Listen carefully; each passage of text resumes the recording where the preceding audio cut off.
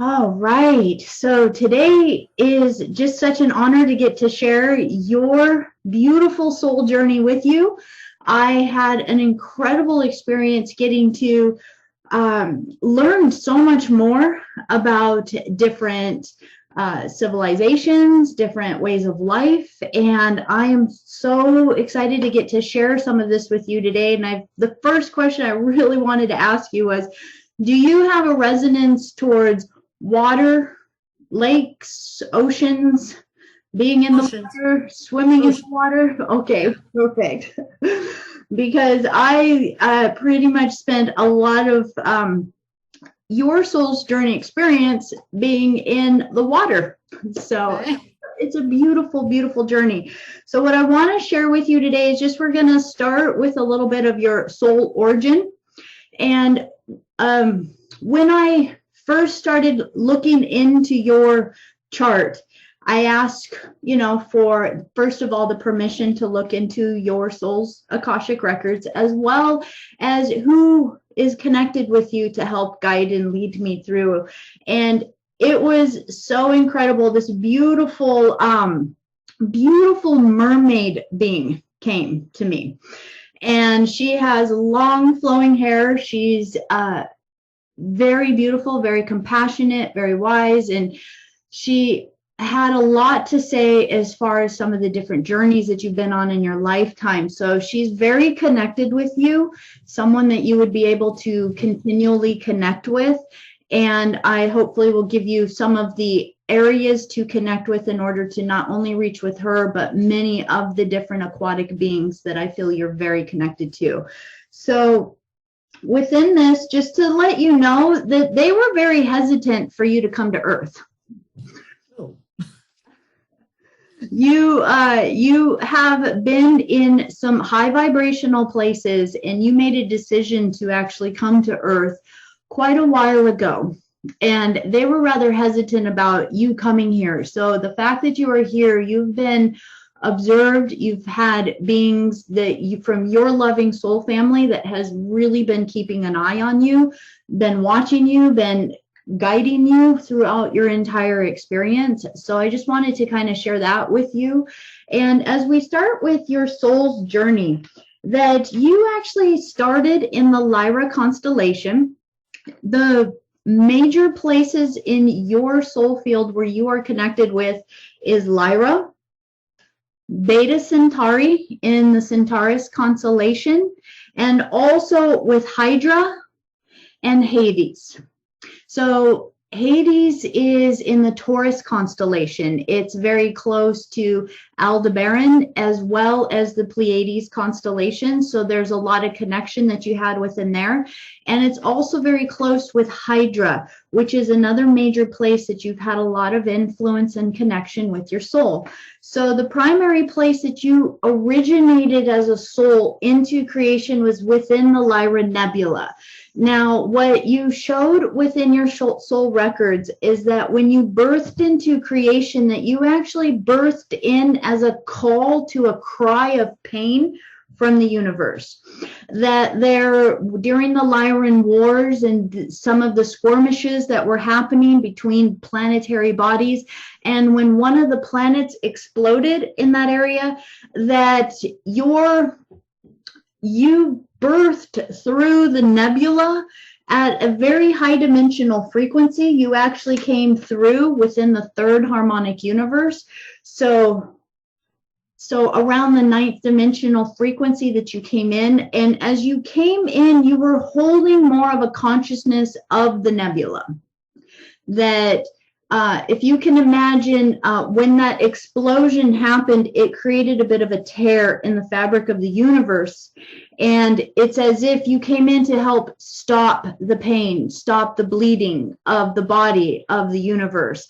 And this was such a compassionate energy that you came in with, that as you came in, you really stayed within a kind of a non-form body for quite a while. You merged more within the elemental realms for quite a while of time within this universe and creation, becoming more of what you might call a planetary body, and also incarnating in a lot within plants, foliage, just in all different kind of elemental forms. You birthed really in every form that a lot of the bodies in the Lyra constellation were connected with. So you came in as more of a planetary consciousness for quite a while of time. Now, from this place where you were, you came in really at a gold ray frequency. So your luminescent light that came in was more in alignment with the gold ray. You were very much in a compassionate energy of being within the Christos mission. And as you really kind of rushed in within this, that this set the theme for who you have really been through a lot of incarnations, which has been to be a healer, a helper, and also more so connecting with planetary bodies of consciousness and really working a lot with herbs, with plants, with medicinals, with the animal kingdoms, and all sentient life forms that are within the cosmos, not just specifically to come work with human beings, if you will, or with specific races on different planets. Does that make sense so far? Yeah. Perfect. So when I asked basically your energy kind of in there, that from the Lyra constellation, that you have kind of been more of a wanderer. This is something that your guide very specifically said, is that you are connected with a lot of the aquatic beings, specifically within Hyades. And these aquatic beings really took you in.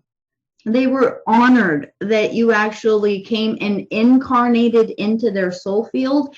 And what they kind of wanted to show was that as a consciousness of a basically gold ray, almost founder energy that came through the Lyra Nebula, that you were really holding beautiful, unique consciousness, blueprints, high vibrational energy, almost kind of the way they shared it was almost as if it was like a deity or godlike energy, that it was like beautiful that you would have chosen to start incarnating into that particular line of species throughout all the universe. If you think of all the different body types within it, that you kind of gravitated more towards the water worlds as you started to incarnate.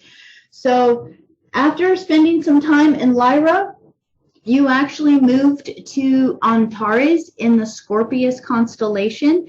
And this is a high vibrational portal of basically interdimensional travel. So this Antares portal is actually a place that many high dimensional vibrational beings guard this nebula in order to help souls kind of move back and forth between here and the Andromedan Mother constellation. So they generally work with beings who are choosing a path of ascension, choosing to elevate their consciousness and to actually develop their light body, develop their skills, reconnect with the Mother Universe again, and kind of high spiritual esoteric practices. You could think of it like that.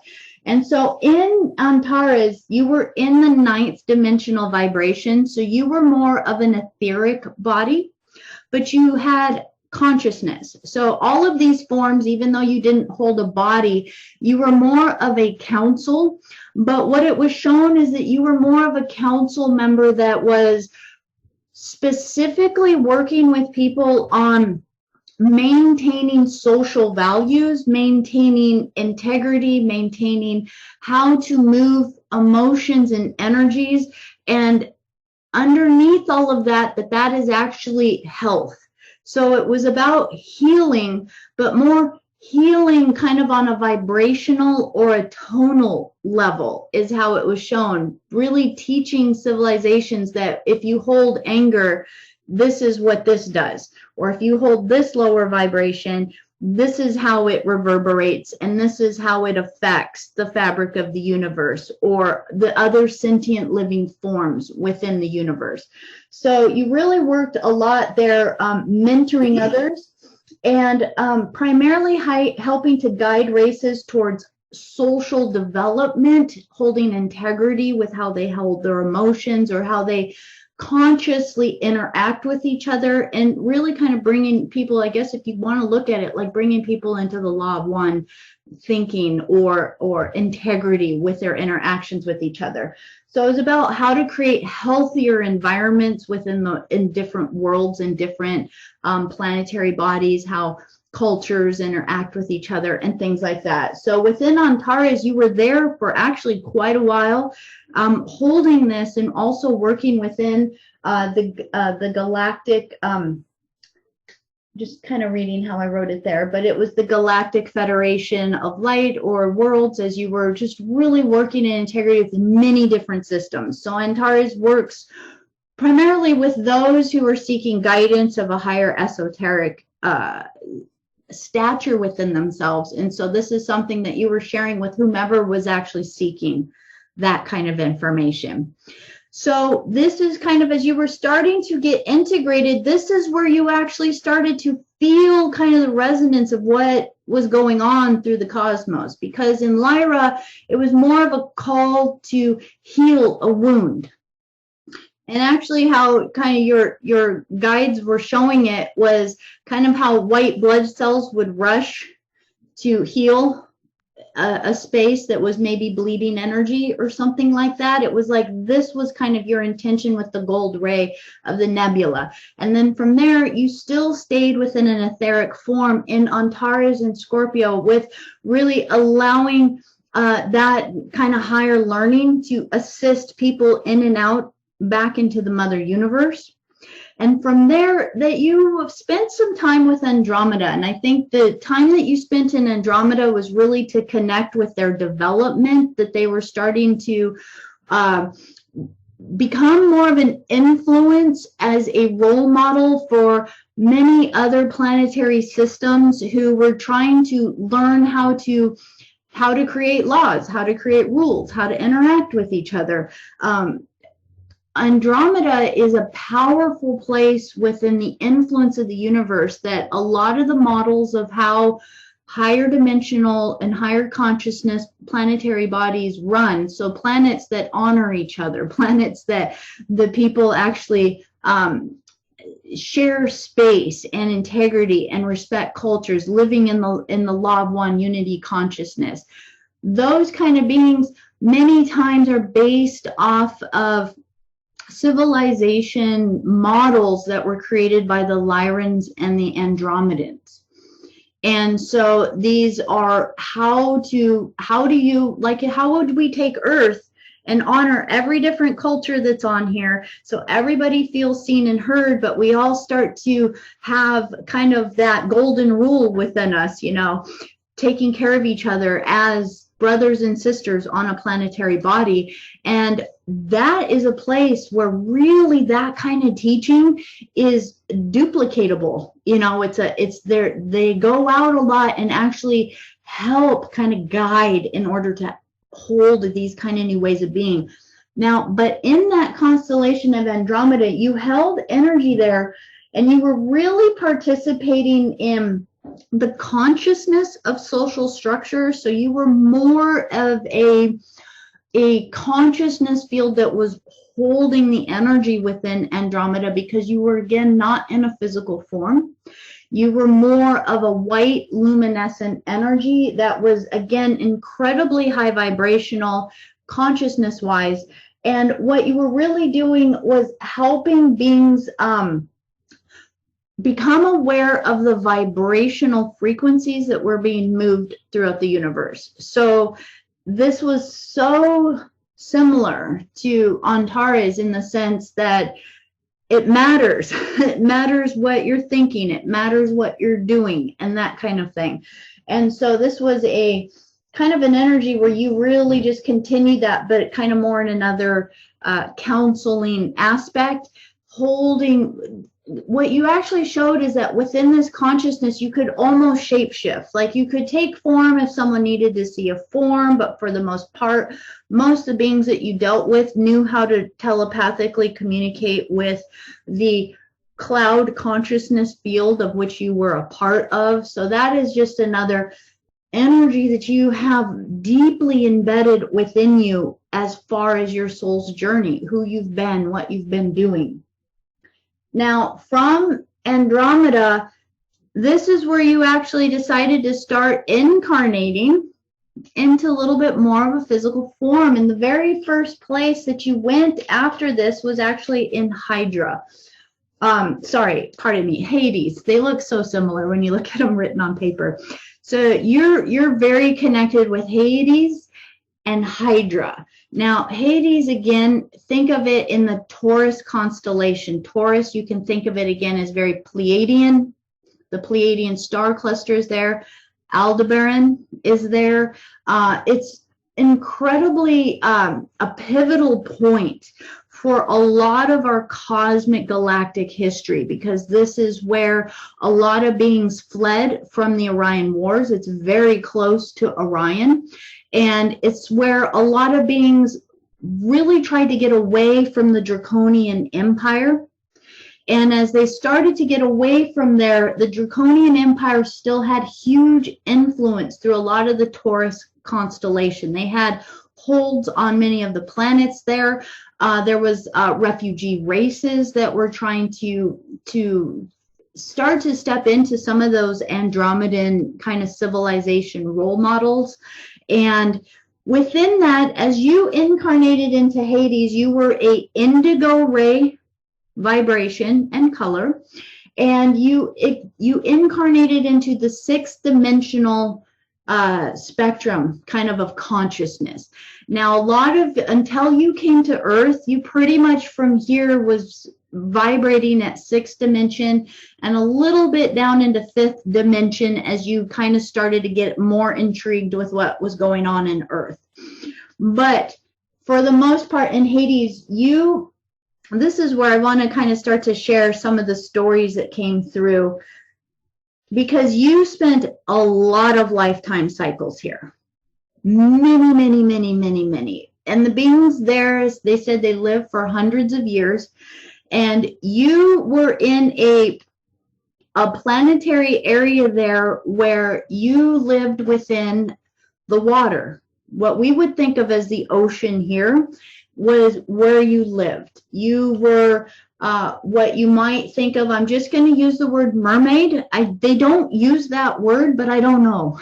I don't know the actual word of what they are called, but they are aquatic beings. They have humanoid on the top half and arms and full humanoid face, but it has more of a contour and a structure to it, so it almost has kind of fish-like kind of attributes to it at times, but some of them do have hair. So they're so beautiful. But really the energy that you had in that lifetime was just delving into experience. Now, the thing that's kind of important to know about their reality is they didn't really choose to interact with the surface population very much. The bipedals, the land people, they call them. They're very almost they're like, be careful how you say this. But they definitely saw them as someone other than them. Okay, so the place where you lived, as we went in, it's a harmonious culture. Everyone has a place. The children are very well loved and taken care of. Your place within the majority of those lifetimes was working with medicinals, working with the plants, the underwater plants, and many of the minerals and the things. So you actually made medicinals, you made tinctures, you made different concoctions is what you showed. You just knew how all of them kind of worked. You had a sense of communication with them, almost as though the plants could speak to you. And what you were saying was this very much came from your experiences in Lyra, where you lived more as a planetary body for a long time as the living foliage and as the living planetary body. So there was almost a resonance inside of you that understood that level of communication, that level of consciousness, that living body of consciousness. Now, this is primarily a race of beings that they felt honored that you from your soul field chose to come and be a part of their soul field. And they say they protect their soul field very, very carefully, that when one of them passes and transitions out of their form, that they have very sacred rituals and rites that they go through, so that when the soul leaves the form, it has all of this protection that makes sure it immediately gets right back into the soul field, so that it isn't trapped. There's an awareness of a lot of the kind of mind programming or deception or the technologies that the draconian forces have in order to capture souls. So they kind of have these things, they said, where, you know, they're aware of them, but they stay a bit detached. So within that culture, it's beautiful. There is a leadership. So there is those that you would consider leaders, but when they were shown, they are leaders more in like a council. There's a group of them.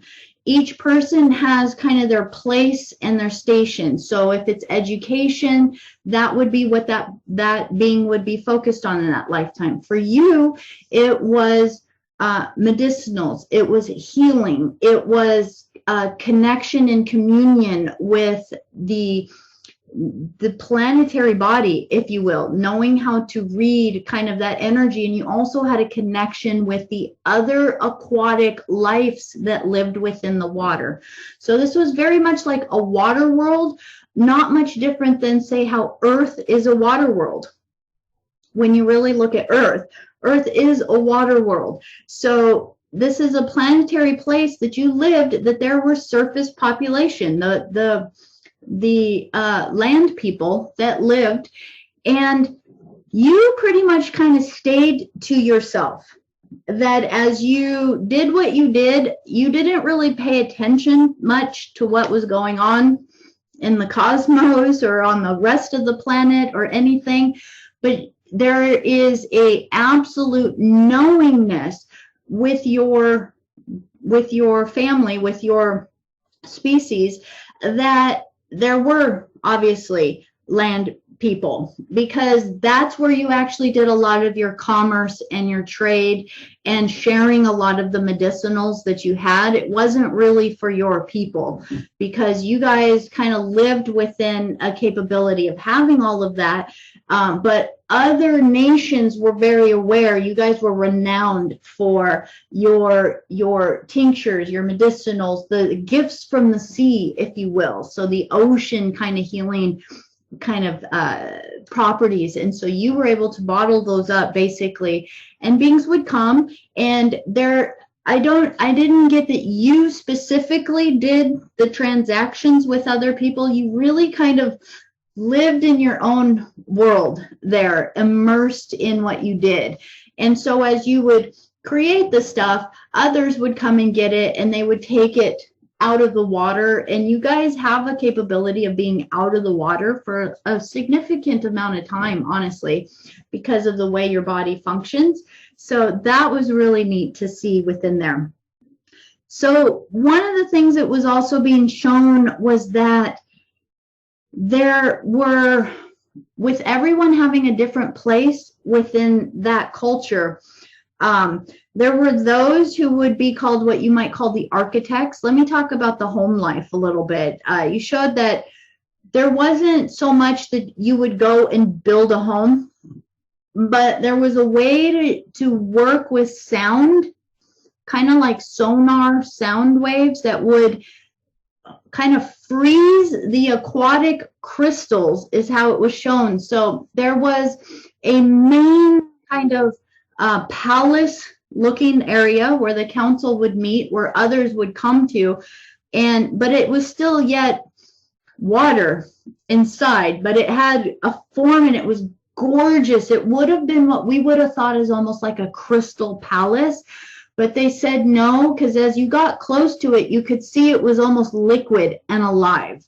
And they said no, that there's a sonar or a sonic kind of technology that holds a standing scalar wave pattern that holds the form for the palace. So it's kind of as if there's some really cool crystalline or sonar technology that your people have there that we're able to create through nature structures for people to meet. But for the most part, that you built your homes, that you had places that you rested or would meet with others, but it was more built within the natural crevices, the natural caves within the water bodies and things like that. So you really honored kind of making it cozy out of what nature had already created, and that's how homes were created.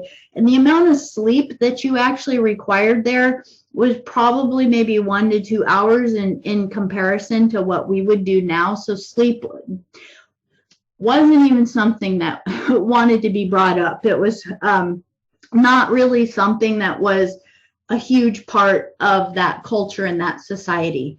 Now, one of the groups that existed within that place, they were called oracles, or that's the word that was coming through to describe who they were. So there were beings there within your people that would have been more what you would call the psychics or the oracles or the readers. And they were showing that they had a space where they created almost an aqua portal.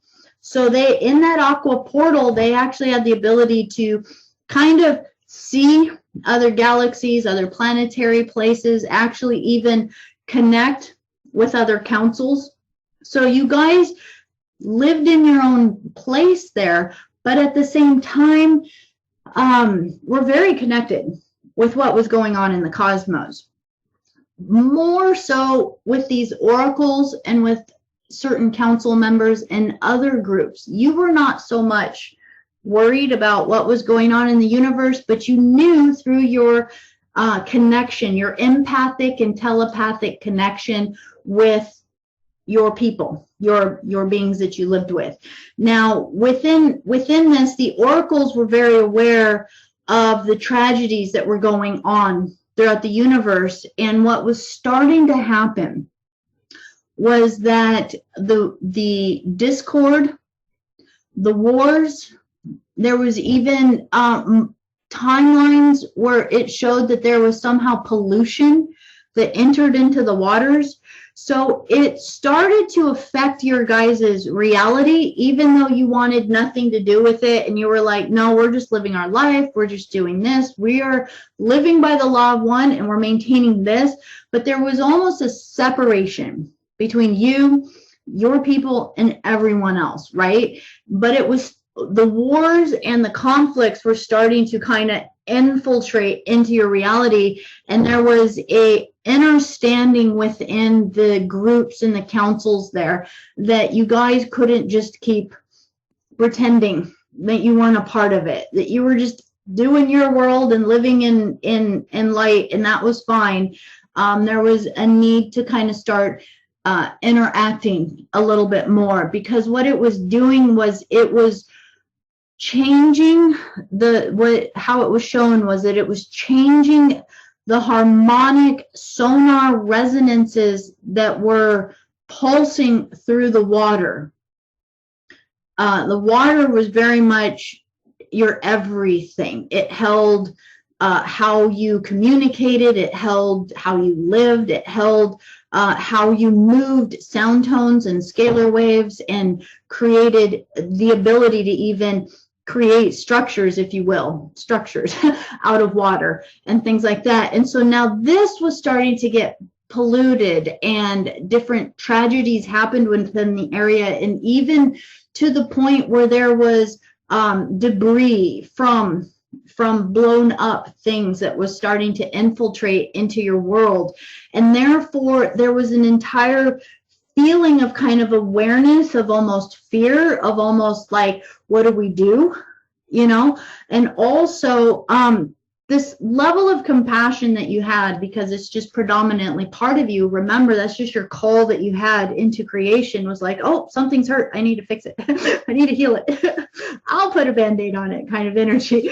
And so as that happened, that there was kind of a call within your heart and within your soul to explore a little bit more, to go like, wait a minute, what is going on?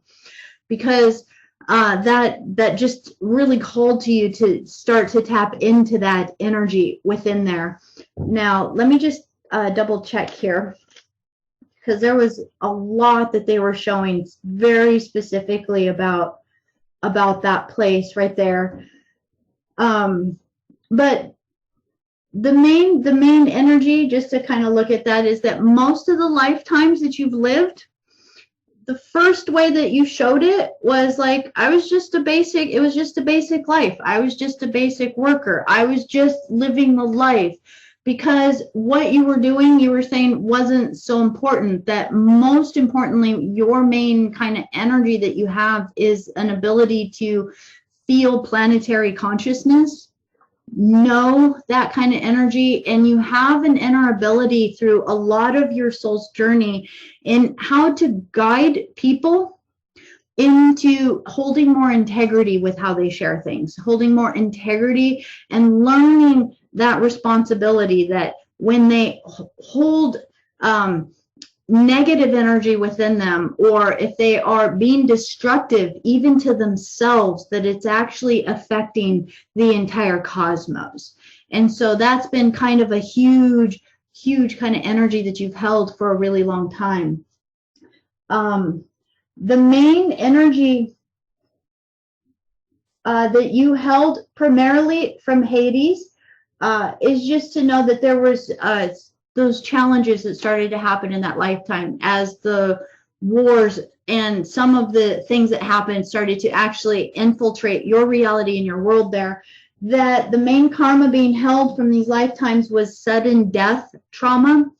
And also that this is primarily affecting you in this current lifetime within your solar plexus, so your third chakra, which is willpower, which is the ability to exert what you feel is right in this reality.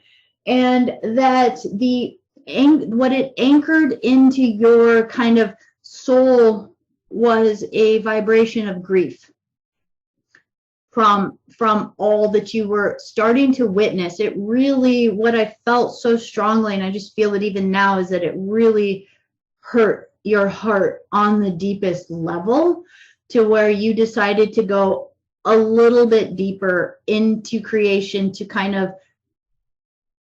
heal, be that assistance, almost like a triage team to it. So within this, I also just wanted to add, as you worked with things, you worked with life forms, you worked with genetic, you worked with creation. Again, you were working with the biology of plants, the biology of species, and also not so much, even though you made the tinctures and stuff and others would come and deal with it, what came through specifically is that you really were enthralled with the other sentient life that was developing species, what we might call animals or creatures or things like that. You saw them as just other sentient life that was developing in consciousness, and you were very, very intrigued with spending a lot of your time just kind of immersed in those life forms.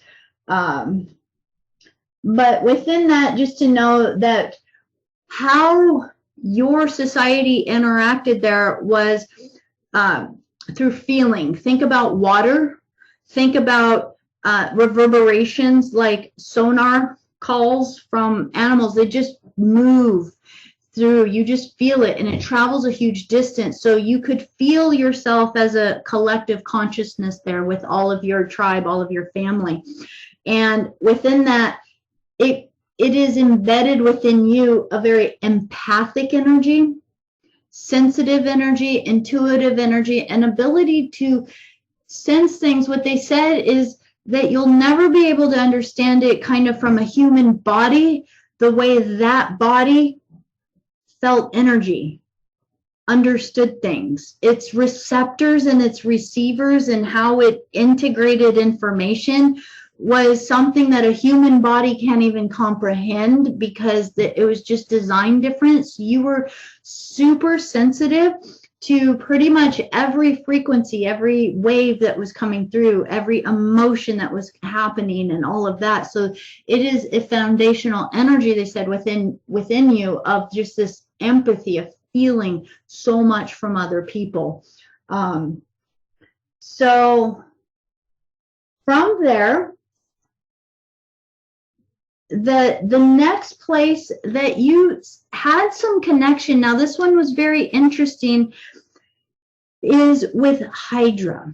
Now Hydra is also another place that is kind of a blend of land and water, but many of the beings there are aquatic beings. And it was more so that you did incarnate there in a body, so you were in yet another aquatic body, but you were more there working with priestesses, so to speak, working with temple life. So Hydra, if you've heard some of that I've talked about before about Hydra, this is connected with almost the sea serpents, the Nagas, also many of the high-level creator beings. So there is a blend, there is a diversity in Hydra. And it's as if you kind of went into a place that had polarity. Hydra has very mischievous, cantankerous even. Some of the beings that are there are not always in the highest integrity there, and yet there's another spectrum of them that are actually connected with the Christos lineage, with upholding the law of the universe, upholding the teachings. And so just to know that Hades, where you were before in the Taurus constellation, also had a diversity to it. There was a lot of different things going in, but you were very much kind of in your own little bubble in that constellation, in your aquatic life. And from that aquatic life, as you started to realize that no matter how peaceful you try to make your place, that if we aren't aware of everything that's going on, it can come still and inflict us. So there was huge challenges. And just to show you, it shows in your chart that your greatest kind of conflict that you've dealt with within your life has been with the Draco. With the beings from Thuban, and you specifically do not have a positive connection with those beings from there. There is again a multiple spectrum of beings from Draco, some very high vibrational, but you were inflicted. This is where a lot of your challenges have come from in your life, is actually from the digressive, the more the draconian empire, the Seeker races, and that sort of thing that were seated within that area, and then from there out pillaging and taking over different places and having skirmishes and battles in places as they kind of lived their path of just wanting to take. Now within that, just to know that as you ended up in Hydra again is very close to Centaurus. It is a place that is very connected to Earth.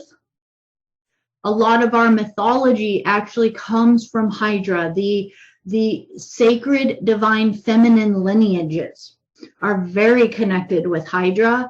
Mary Magdalene energy, Christos lineage energies, and we have a lot of the Azurite energy that utilize this place as part of the ways in which to uphold kind of the warrior's path to kind of go in and help restore bloodlines, help restore the genetics within the universe. Now, one of the things the guides have been showing is to imagine planet Earth, because we can't just say, oh, Hydra is all good or all bad, right? And it's not like it was black and white, even who was doing what. And so what they said is, imagine planet Earth. That here on planet Earth, that there's the surface population that is going about their daily life for the most part. And yes, there are some that are very service to self, but for the most part, inherently human beings have a heart. It's in there. We just hear more about the other stuff, right? And then you would think of that there's secret organizations, maybe those holding the secret knowledge in temples, and even those that are secret organizations that might be working with the Draconian Empire and things like that. So you were connected more predominantly that even though Hydra was going about, Hydra's a huge constellation that goes through. So there's a lot of life. There's a lot of different things going on there. And you were primarily having a lifetime there that was starting to kind of prepare you to understand some of the darker things that were happening within the universe, as well as how do you implement that? How do you teach the teachings? How do you take this distortion and enter into physical realities and share tangible practices that teach people how to actually regenerate and restore their genetics? So it was still very much a lifetime where you were very connected with the sciences, more so in this lifetime, sciences, genetics, understanding the sacred sciences of the universe, working with these kind of sacred rituals, that through rituals, whether it's singing or chanting or toning or all of these things, that each of these creates reverberations. You have, if I would just offer and say that just through looking at your chart, you have a great intuition towards the sounds and the vibrations that most ears can't hear. It's a feeling and a knowing sense in a human body, but on a other whole spectrum of level, it's as if you can hear the universe singing. And when it's out of tune, and when it's kind of hurting and sad or something like that, like you can hear it like nails on a chalkboard almost, where you're like, oh my gosh, this is what we need to restore and this is what we need to help. So I do want to say that Hydra and the beings from Hydra, being it the sacred snake lineage and the sacred aquatic snake lineage, if you will, they're the ocean dragons, however it comes for you. I leave that to your intuition, how you connect with the body form there. But you specifically said you also had an aquatic form there, so that you were more predominantly kind of working within the water spectrum there, but at the same time had a great capability to interact. This one was more intermeshed with the land beings and the water beings. So there wasn't a separation in this lifetime of, I'm just going to live my life. And you were like, bring it forward. What's going on? Give me the scoop. What's happening here? So that was a huge kind of training ground for you there, as far as getting filled in with a lot of the genetics, the history. And when I say genetics, that you actually were able to read the genetics. So if you looked at someone's genetics, you could pretty much tell their history because of the changes in the sequences and the patterns. It showed you, oh, this was a Lyran, and now they were a Lyran Syrian, and oh, they mixed with this aquatic being, or then they mixed with this feline being, or you could kind of see and you had technology and things like that for doing it, but what you were showing is that you have the ability to like see the genetics of people, see which ones worked, which ones didn't, the digressions and that kind of thing like that. And so you were very involved with that on a very spiritual yet scientific level within that place. Now, within there, One thing I do want to say is that you had a gift for really, you have a gift actually right now for really connecting with these beings. I do feel that primarily the being that came forward was coming forward from Hydra, and that she connects with you through Antares now, not through Hydra. So Antares is in the Scorpius constellation again, and it is also a place that you did exist for a bit of time more as consciousness, but that she reaches through to you through the Antares gateway. So whenever you are in alignment with Antares, it is in the Sagittarius kind of spectrum. So whenever you have transits or alignments, this is going to open this up more. But just to know that you have a capability of really connecting with them, but it's kind of more in a safe ground of the Antares gateway because it's really high vibrational. So you don't have to deal with negative energy coming in and infiltrating, if that makes sense. So from Hydra, you actually then chose to spend time in Beta Centauri. Now in Beta Centauri showed that there were multiple planets around Beta Centauri, and the most familiar one people know of is Hydra. But there's other smaller planets around, and that you showed that you lived again on a water world there. And as you lived there in Beta Centauri, that you really connected again. You stepped in again, really with a similar incarnation that you had in Hades, which was medicinals, working with the plants, working with that sort of thing there. And now this soul field again is also very protected here. But from here, it's almost as though you anchored there so that you could keep an eye on Earth. And for the most part, the beings in Beta Centauri are not that engaged into what is going on in the universe, but that it is actually very close. The Centaurus constellation is incredibly close to Earth. It's actually one of the closer constellations, especially Alpha Centauri. Many, many beings from there have been hands-on since the seedings of humanity, with being participants as far as assisting. They're very, especially Alpha Centaurians, are very much kind of like the vigilantes that are wanting to protect new and developing races so that they are not infiltrated by the draconian forces and empires, so that they have a right to their sentience and to expand within their consciousness. Now, you were in Beta Centauri mainly because it just resonated with your soul much closer. You have connection there. It's very similar to your life in Hydra, and it's very similar to your life in Hades, which is, these are your main connections. If I could just backtrack a little and say your number one connection within your lineups in your chart is with Lyra. It is the number one kind of energy and influence that you hold. So predominantly, as you look at that, you could really kind of on a deep level meditate on Lyran energy, and specifically more the Lyran nebula, birthing center, if you will, energy, as far as really coming in to be a healer, to be a guide, to be someone to help others. Now, the Lyra energy is the most significant, and after that is Andromeda.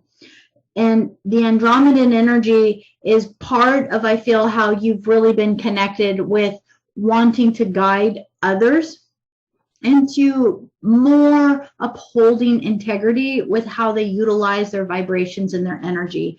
And the next significant connection that you have within your chart is within Hades. So that aquatic time that you spent there really infiltrated over into Hydra, and it really infiltrated as you moved over into the Centaurus constellation, and you gravitated towards Beta Centauri, more into a aquatic or water world there, even though there are humanoid forms there. There's a multitude of different bodies, forms, and a lot of these places have reptilian forms that are highly sentient beings. So, but you, again, in the water with the beings there.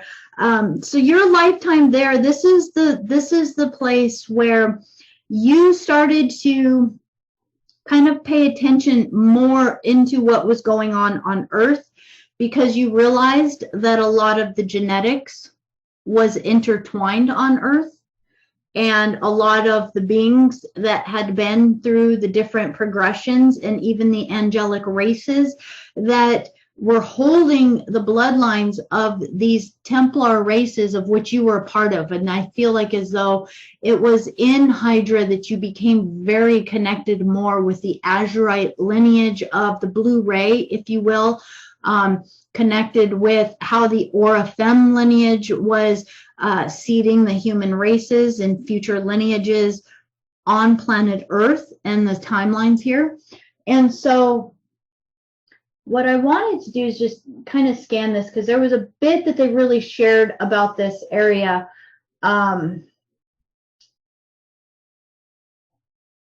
So again, when Beta Centauri welcomed you in, your soul signature specifically resonated that you were a wanderer. Again, just to kind of come back to that you were kind of moving to different places in the universe, but even though you were integrating with these places, that you were still very much connected with Lyra and Nebula energy, and therefore they said they could sense, they were honored that you wanted to be a part of their soul field, and that there was a luminescence to you, almost like a golden orb right here in your heart or in your center that really kind of showed your signature of who you were, and that you had just incredible high vibrational gifts and capabilities that you shared just by participating and merging with their soul field. So they said that you were not part of their soul field, but that it was an honor to welcome you in to their soul field. And it was a very protective place. Again, this is another kind of civilization that knows the sanctity of the soul. So when it moves in and out of bodies, you want to make sure it's protected as it merges back with the soul body, the oversoul, or the moment, or the monad. And so this was kind of a safe haven for you as you were becoming more integrated. And you did spend multiple lifetime cycles here before you decided to actually enter into Earth. So they actually said that when you expressed your desire to come to Earth, they didn't want you to. They were very apprehensive about it. If I could just give you the feeling that it feels almost like a tightening in the chest, like, why would you do that? Oh my gosh, that place is dense. Because in this place, you were at a fifth dimensional consciousness level. You had stepped down to 5D to start to merge with kind of an understanding of Earth. And from here, they were just like, why would you do that? Why would you want to go in there? You, like, almost as though they were worried about you because of the way your energy was set, that there was almost a worry that when you would go into Earth, you wouldn't know how to remember who you were. You wouldn't know how to protect yourself, that you would get infiltrated by all the other energy because you're so sensitive to a lot of the, remember, all these places where you've been, water, emotions, empathic, sharing vibrations, like community consciousness and all of this. And they were just worried that you were going to go in and get lost in the incarnational cycle. But you said, I'm going anyways, because here you are, right? So as you merged into Earth, it showed that you've actually had multiple, actually around 200 lifetime cycles here on Earth, multiple life cycles that you've had on Earth.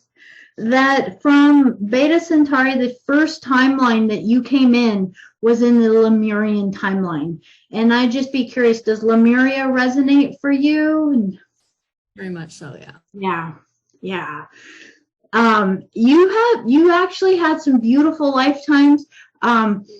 Since there were so many, I asked for what were the 5 most important lifetimes that I could share with you today, because we can't go through 200 of them. Right. Right. That would be tricky, right? So I asked what was kind of the most important for you to know, just for the energy that you were going in with. And you actually incarnated into Lemuria at a very high vibrational level. You were still able to really interact within the 5th dimensional frequency and energy. In that lifetime, all of the actually there was one male lifetime that came forward, but primarily most of the lifetimes that you were showing for this reading were female.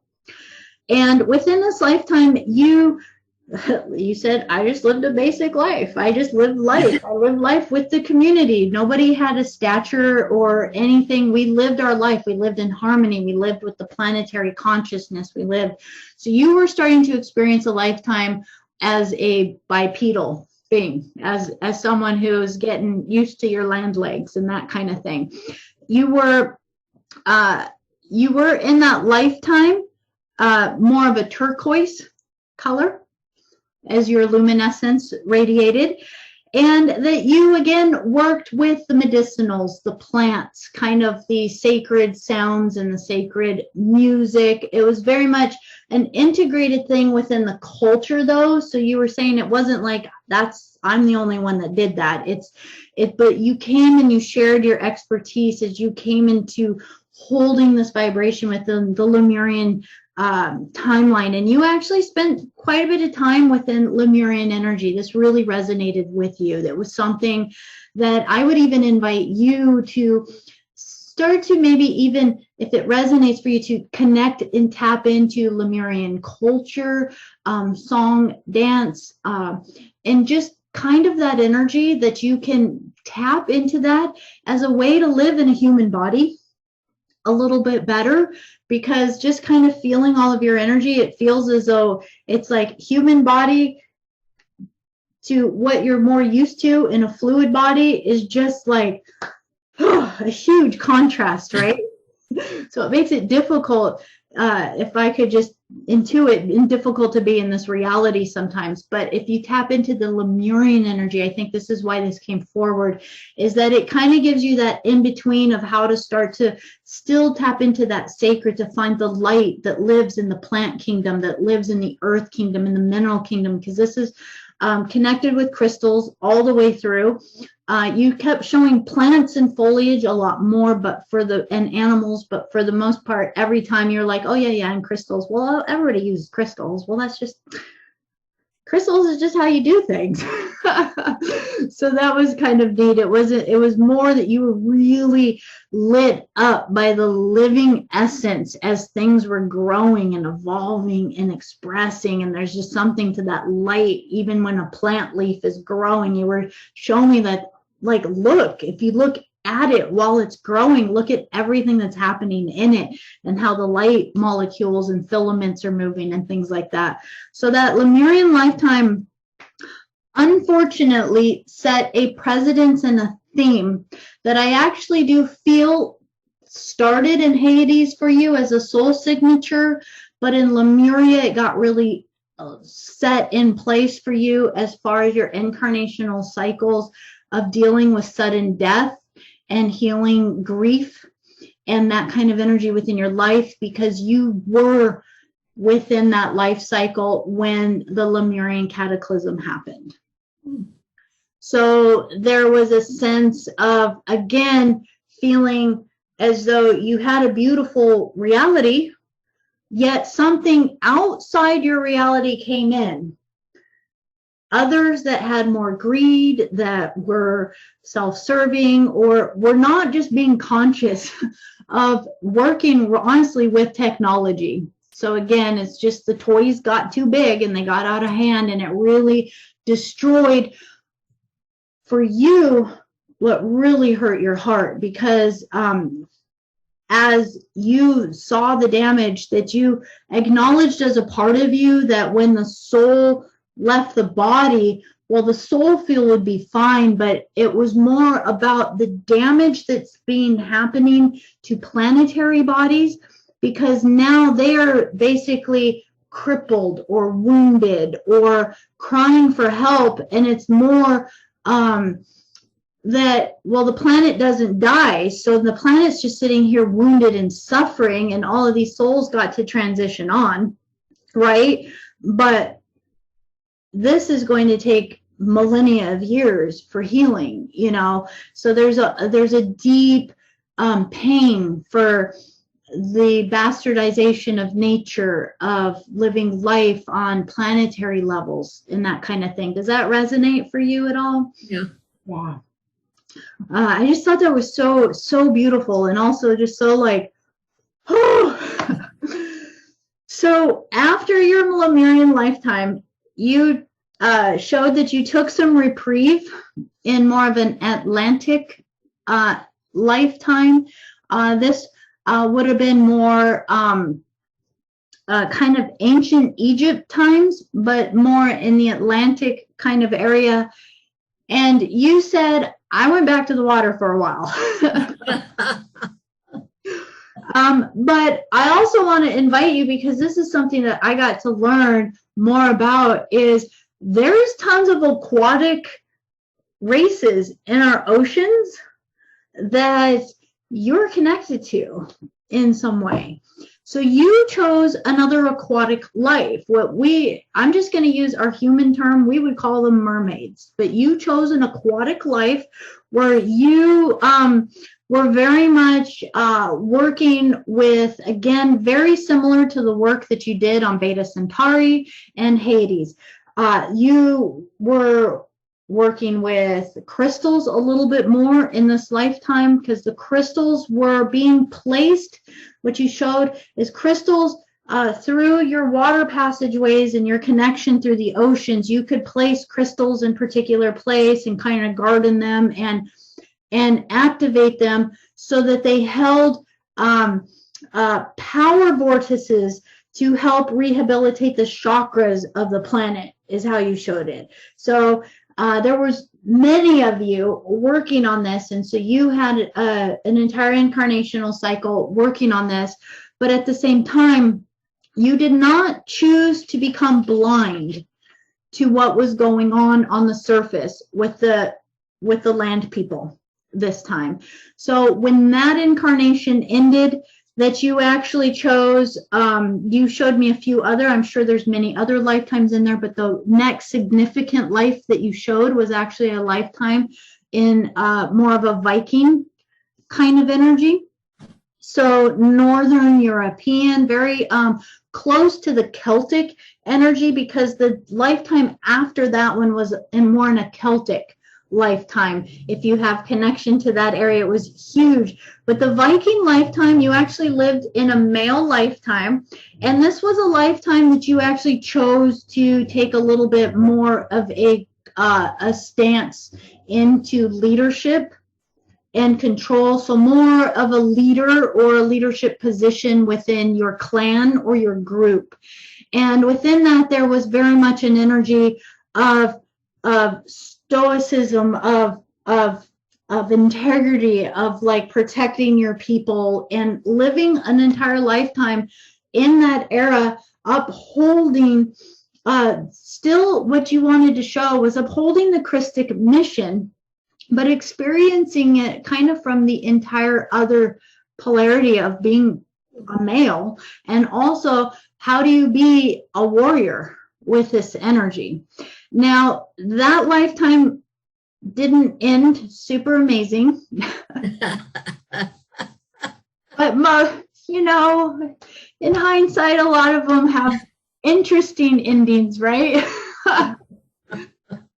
So there was a definitely sense to you of needing to come back, and to be a part of reality here again. And that's where you entered into more of a, still kind of with that bloodline of energy, but more kind of within maybe Ireland, Scotland, northern England kind of areas, more of the Celtic lineage.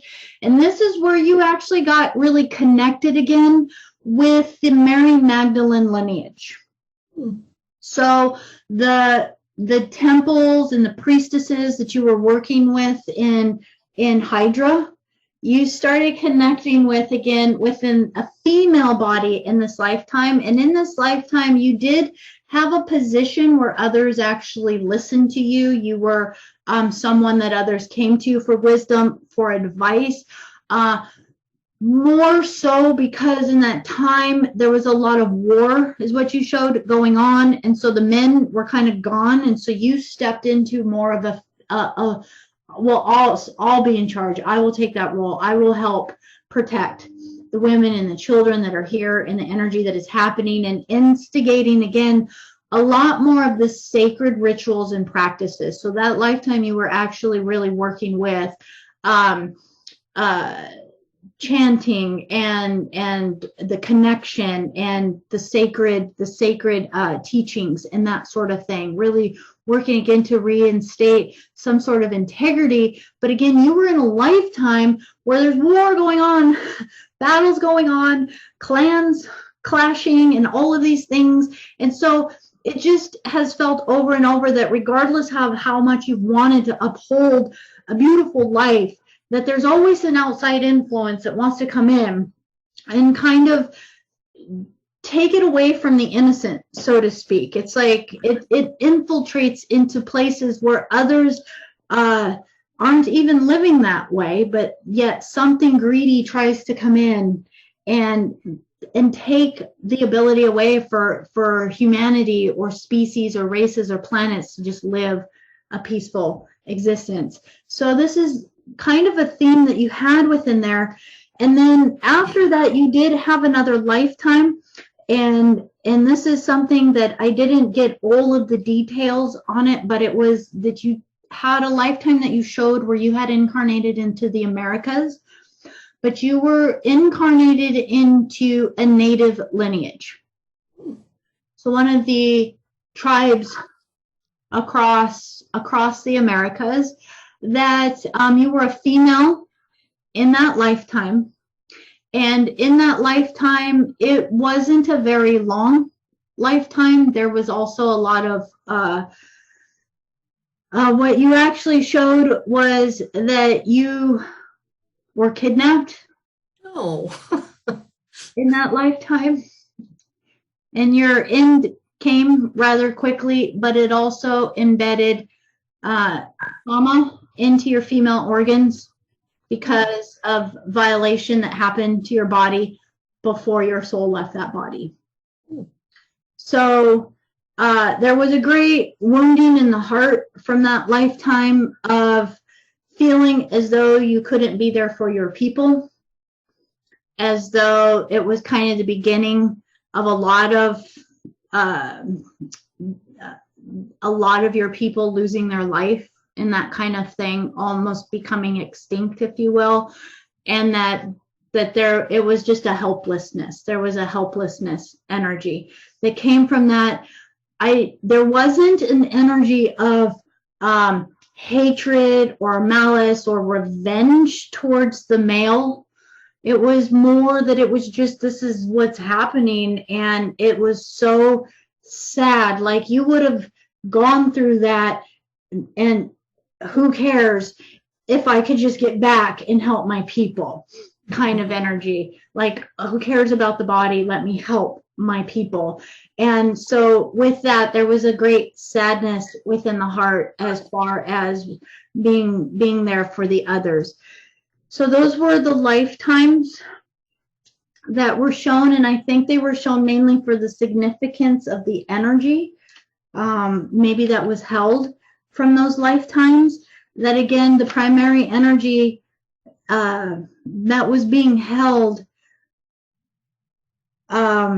was this feeling of wanting to heal pain from loss of life, sudden death, innocence, and a vibration of grief. And that this grief again is primarily kind of stuck within your solar plexus is what it showed, that it's stuck within there from allowing you to be able to utilize your energy. And that the main energy, when I asked if you were going to come back again, you said yes, that you were choosing to come back to Earth again, and that the main reason was to heal blockages and to heal energy around courage. And when I asked more about that, that it was more courage to be able to stand up to things, to not let oneself be bowled over by these energies, to be able to have the courage to speak is really what you were saying, the energy of speaking. So that was kind of the main energy that came through with a lot of your charts. I have a couple other things I want to share as far as just the placements of them. Do you have any questions so far? Or? No, it's making sense. Perfect. Yeah. It's been such a beautiful journey. You have such beautiful beings that you're connected to that are really working with you. Not just, they said they're working with you through dream time. They work through you through your intuition. They work through how you connect with nature and things like that. But primarily they said they connect with you when you're sleeping, and that you do actually travel quite a bit to Antares to connect with them. And so that there's just kind of, they just wanted that gentle kind of ability for you to know that you're not alone within this lifetime. And even though it's the thing that's been so hard, as they said, was unavoidable. And part of the reason why they didn't want you to ever incarnate here is because they were afraid you would forget who you were, that you wouldn't remember. But within that they're still working with you, and on a soul level, that there is no worry of being lost in this realm, that even in between incarnations, that your soul is being protected as it moves in and out. But at the same time, you're the one that's primarily choosing to still, it's kind of like, I almost got it. I just need to figure it out just one more time. I'll go in there. This is going to make a difference. And I want to say it is absolutely making a difference. I wanted to actually share with you, when I asked if you had guides working with you right now, aside from the aquatic being that came forward, that you actually have 8 guides primarily with you currently at this time. And you have an Arcturian guide that is working with you. And this Arcturian, I believe, really works with you through the Stargates, connecting with you in dream time. Also, very fascinated with the biology and the scientific nature of whatever it is that you do throughout your incarnations. And specifically in this lifetime, that is a deep connection in there, how to really help people, and also how to help balance frequencies and vibrations of people's moods, energies, through health, through vitality, and that kind of thing, but very, very connected in that way. You have the beings from Hades and the Taurus constellation from those incarnations, and they connect with you. Primarily, they connect with you in the dream time, and the beings from Hydra primarily connect with you in dream time, but in Antares through the Stargate portal. And then you had a couple other beings that I was like, wow, this is really amazing. You have future timeline beings that are working with you, that they are tall, gray beings, and they are future timeline hybrids. And I want to actually read to you, because I like to do a card reading many times before I start your entire chart, just to kind of connect.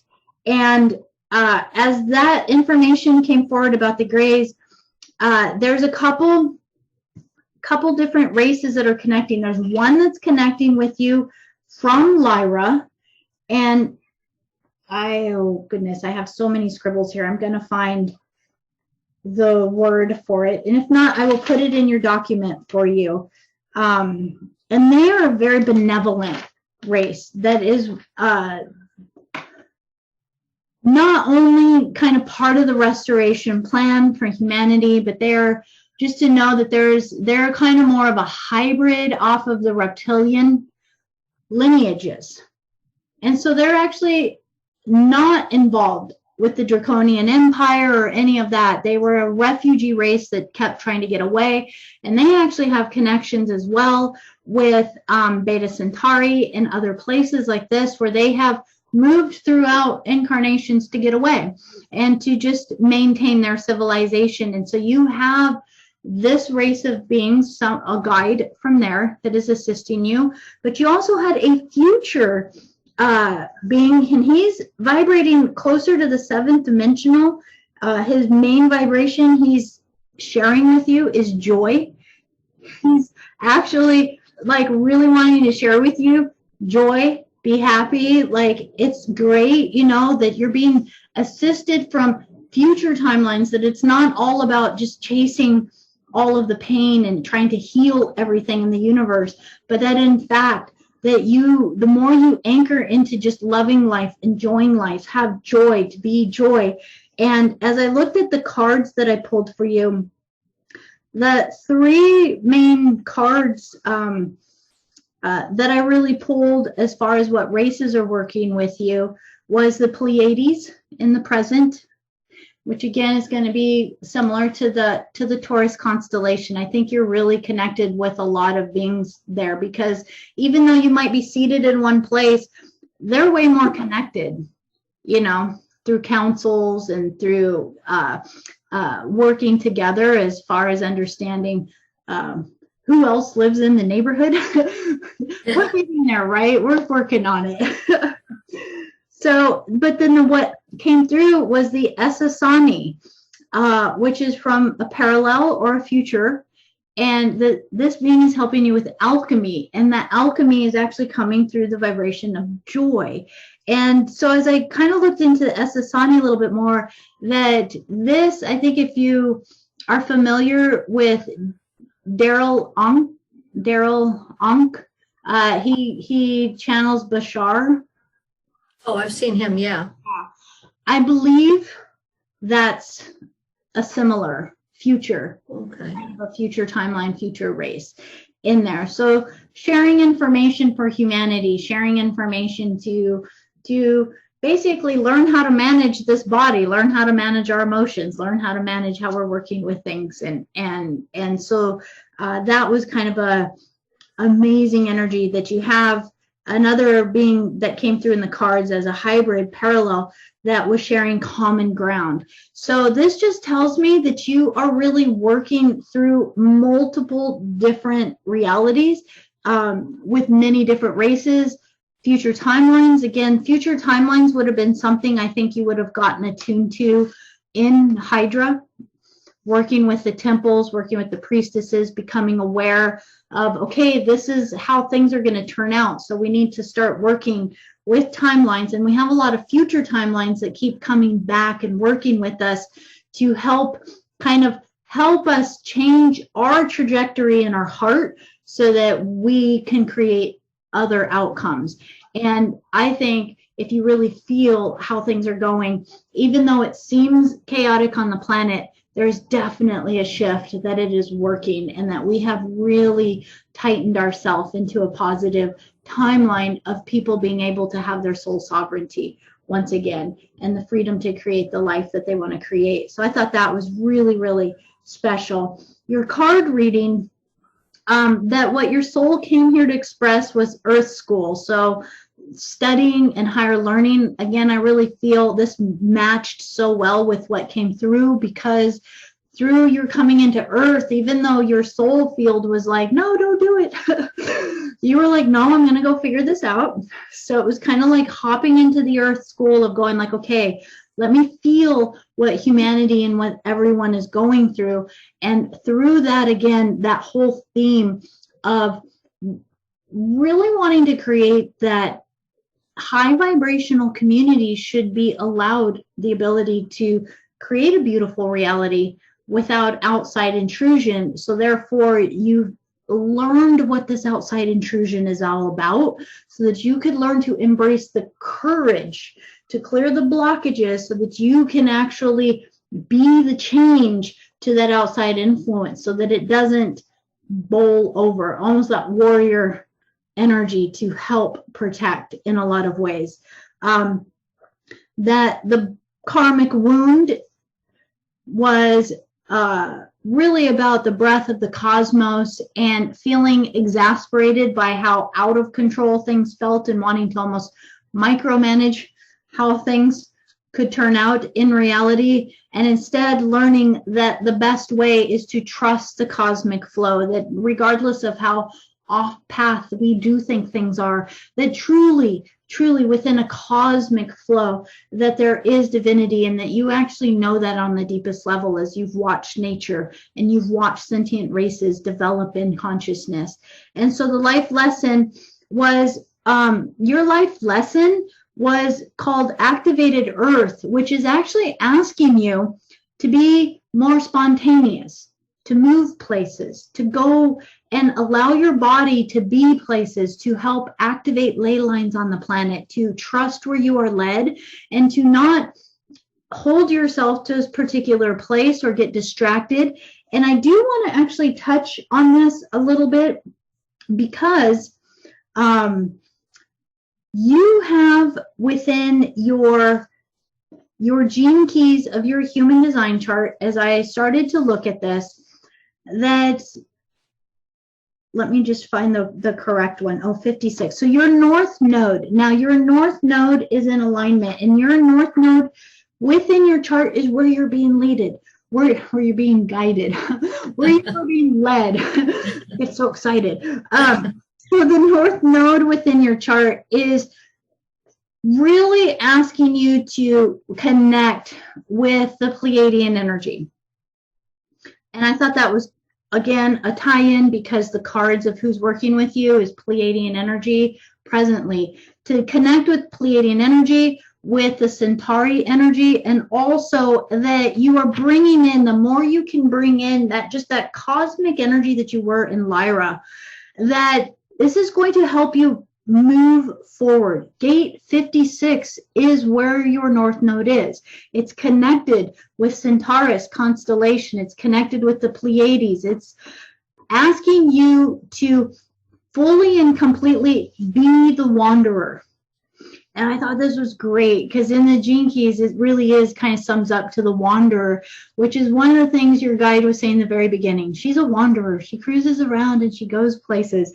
But that you're moving about, allowing your body to move different places, allowing yourself to be more spontaneous in your life, is so that you can be the storyteller that shares new ideas and inspirations to other people, that helps this part, helps right here for people, so they can start to feel connected. But that the shadow of this is distraction, getting stuck, getting distracted with everyday life, getting distracted by other people's problems, or trying to fix other things that don't even belong to you.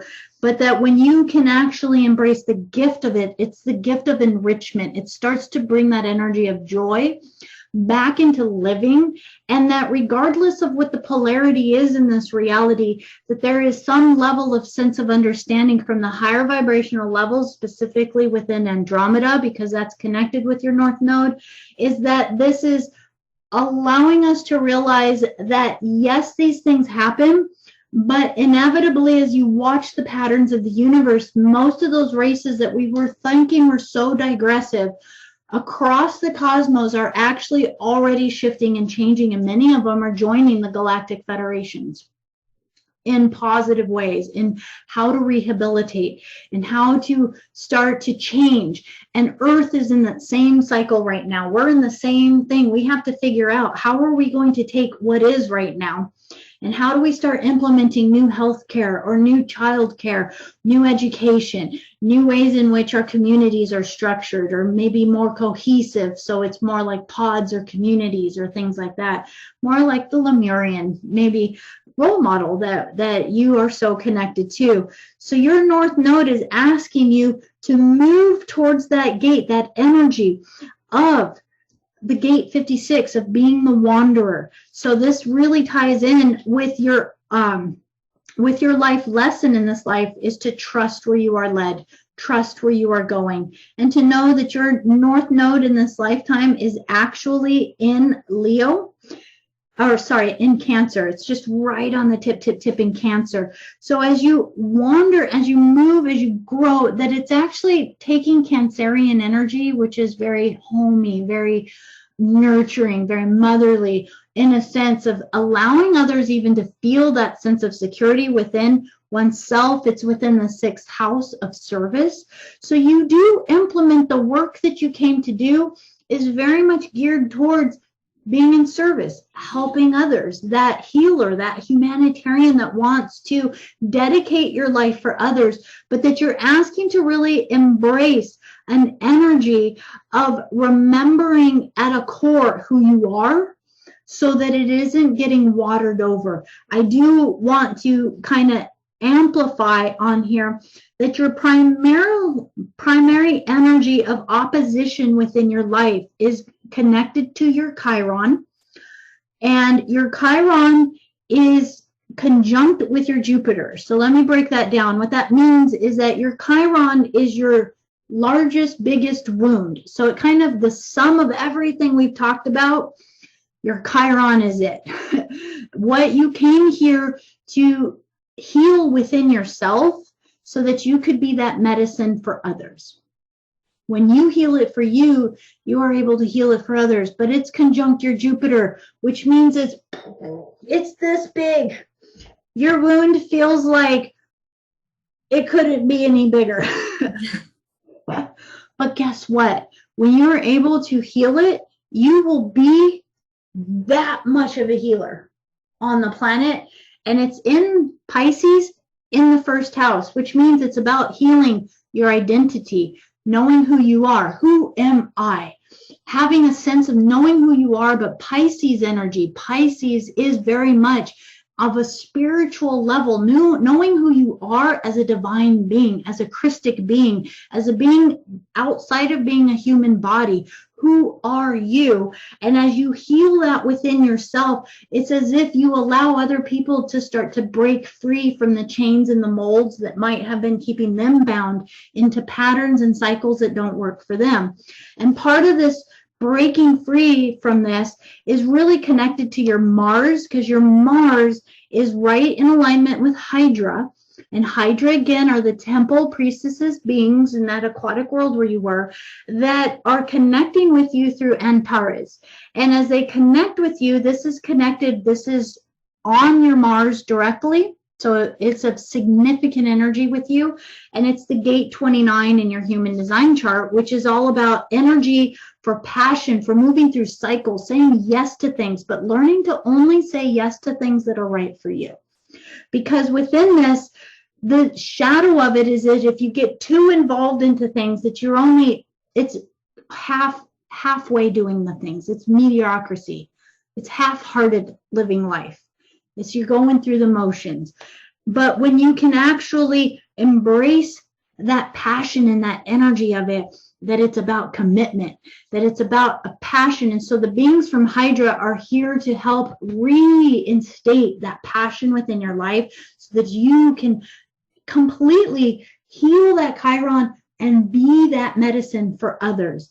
And as you allow that, just to know that as you do this, that your south node is directly, it is what is connected to the Lyra Nebula. So therefore it's a part of you, but it's also an energy that you're moving away from so that you can actually share it with other people within the Cancer energy of your North Node. So sharing that energy with others.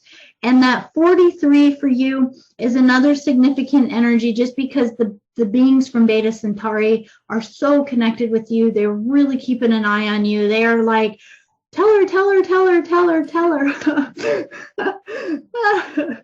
They absolutely love and adore you. And they're connected right on your Venus. So your social kind of interactions, your values, your morals, your kind of sense of sensuality and beauty, and how you choose to create your reality around you is really connected with this beautiful aquatic realm and beings that are connected to you. And they're here to share with you. Gate 43 is breakthrough. It's about insights. It's about sharing the gift of new ideas with other people. But the issue with this is just to remember that they're incredibly empathic and telepathic. So for you in this reality, the hiccup is that it feels hard to know how to form words, how to take the thoughts that you're having, and then how do I share them with someone so they understand what I'm thinking. So in this, there's almost a need to have time with your thoughts so that you can formulate your words. So this is telling you you're designed to have alone time, that you need alone time from time to time, that you can connect with them, that you don't have to try to go out and fix everything all at once. In truth, that as you come into a center of knowing thyself, that truly your words will be inspirational, and that they will flow when they flow from the heart, but that when your mind tries to think about how do I say this, that it gets a little bit tricky. And you're going to find that when you just allow yourself to be in tuned, empathic, and connect with others, but they're saying to connect with boundaries, that in this life that you can't be as open as you were in the water worlds. You need to create your boundaries, and that within this, that primarily just knowing that as we connect back with your Chiron is where you are having your most resistance, and this is exactly what is connected to Draco and Thuban. So the wounds that you've come to heal, connected with Draco and Thuban, this tells me generally when you have a connection like this in your chart, it tells me that there's been a lot of narcissistic people within your life, people that have thought about themselves and not really cared about you, that it has amplified kind of that characteristic of what you have come here to break free from, to have courage with, and to help others heal. And so this tells me that you have had or still have narcissistic or self-serving or people in their life that really are more about themselves than about others or caring, so therefore more self-centered and that kind of thing, and that it would be draining your energy because it's in Pisces, it's in your spirituality, it's draining how you connect with yourself, it's draining who you be or where you go, and your first house of how you even get to know yourself, because that tells me then it's as if you lose yourself in other people's problems, is what that position kind of implies within there. And so that as you learn to heal that, if you can embrace that the obstacle within your cards was to just know that it's a challenge for you to come back to creativity, to just having fun, to be lighter in life, to just break free from the chains that have been biting. I just feel it right here. And that when you allow life to be art, that it's about creativity, but there's also accountability with our creativity, that we are responsible for what we create. And that in that your soul's calling, and the one thing that your soul wanted you to remember is that all paths lead home. Just turn your own gaze inward, trust your own intuition, and that any path you take leads you home, and that you have the ability to have all of the connection with these beautiful guides and beautiful beings. So I really am so honored that you allowed me to share that with you. It's such an incredible journey. That was huge. That was huge. Oh, Huge. honey. I watch this again and again and again, and I want to write down some of all this stuff, because some of the things I've never heard of, and research it more, because it's like aha moments. It's like, okay. And now you're right, I shouldn't have came here. But I'm a warrior. You're curious that I gotta go figure this out. Oh, sweetheart. I'm going to send you a PDF with a few pages with your charts, so it'll have some of the names on there, so you'll be able to just research, specifically research Hydra, research Beta Centauri.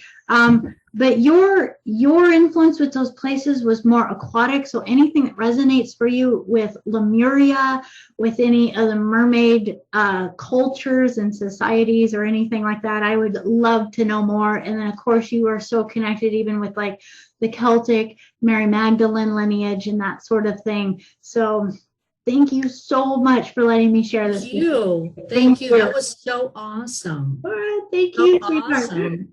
I feel like I'm starting to remember who I really am. Oh, that makes me so happy. Yeah. Oh, that makes me happy. Oh. It makes me happier. Oh, I love you, sweetheart. You have such a beautiful day. Thank you very much. Thank you.